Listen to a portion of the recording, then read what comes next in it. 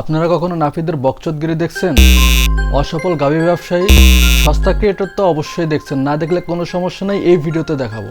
WhatsApp everyone, it's me Ahmed. আমি টানা 1 বছর পর গাভী নিয়ে কামব্যাক, তাতেও যখন সফল হয় তখন ওমরকে নিয়ে দিছে লারালারি। মানে এরা টিকটকার হলেও এটা খুব ভালো করে জানে কই লারা দিলে কিছুদিন সমালোচনায় থাকা যাবে, আর যত বেশি সমালোচনা তত বেশি ভিউ তত বেশি ইনকাম। এসব দেখে আমার সোকল কিছু ফ্রেন্ডরা বলতেছিল যদি টিকটক করতাম তাহলে অপুর মতো দুবাই গিয়ে গার্লফ্রেন্ড নিয়ে ঘুরতে পারতাম।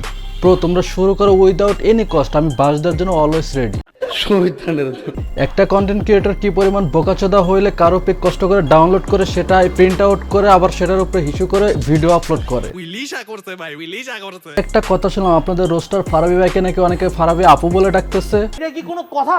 আমিও বলি এটা কোনো কথা?